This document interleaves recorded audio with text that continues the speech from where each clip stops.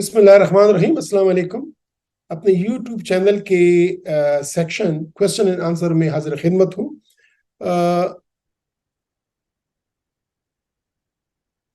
एक सवाल आया है मेरे यूट्यूब पे।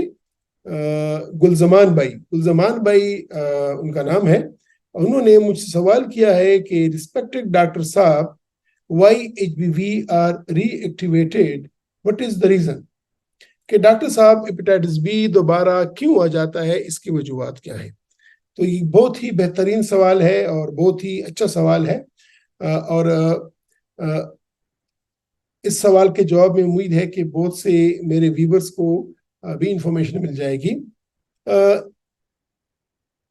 हेपेटाइटिस बी जब एक दफा बॉडी में किसी को इन्फेक्शन हो जाए तो वो हेपेटाइटिस बी वायरस बॉडी में जाके जिगर के खुलियों में जाके बैठ जाता है।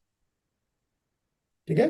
और वहां पे पूरी उम्र जितनी उस शख्स की उम्र है, सारी उम्र वो उस बॉडी में अमूमन अक्सरियत लोगों में मौजूद रहता है। लेकिन अच्छी बात यह है कि ये बीमारी का बायस नहीं बनता है, लेकिन वहां पे होता है। हाँ, क्यों रिएक्टिवेट होता है? नॉर्मली बॉडी इसको, उस बॉडी की अपनी इम्यूनिटी होती है, अपनी ताकत होती है जो कि इसको कंट्रोल किए रखती है।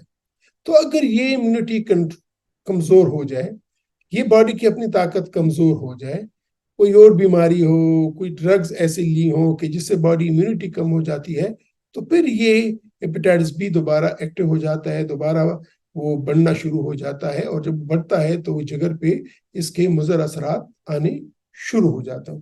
तो सबसे पहली शर्त तो ये है कि हेपेटाइटिस बी अगर शुरू से ही इनएक्टिव है और PCR इसका नेगेटिव है, यानी जो लेबॉर्ट्री में टेस्ट हुआ उससे पता चला कि ये वायरल लोड इसका 0 है या कम है, और बॉडी ठीक ठाक है, सेहतमंद है, नॉर्मल खुराक खा रहा है, कोई ऐसी दवाइयां नहीं खा रहे जो कि बॉडी इम्यूनिटी की कमजोर करे, तो ये अमूमन इनएक्टिव रहता है।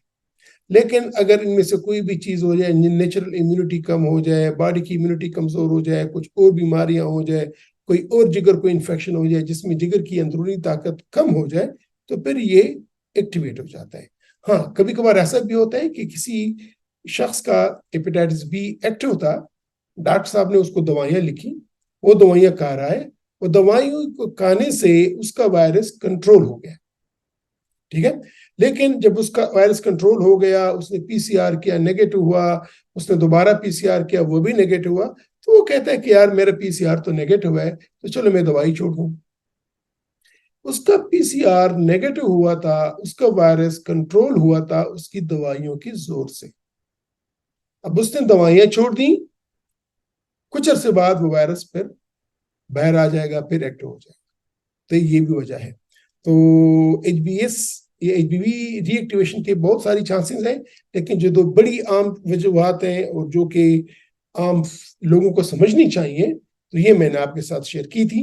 लेकिन ये बात कि अगर आपको HBS एंटीजन, आपको खुदा न ख्वास्ता या आपके किसी अजीज दोस्त को या यार दोस्त को या रिश्तेदार को HBS एंटीजन पॉजिटिव आया है, तो आप इससे गाफिल मत होइएगा। एसेस कीजिएगा कि आया आपके हेपेटाइटिस बी वायरस की पोजीशन क्या है, एक्टिव है, इनएक्टिव है। इनएक्टिव है तो आपको कब कब इसको दोबारा चेक करना होगा, और अगर एक्टिव है तो फिर आपको इसके लिए क्या करना है।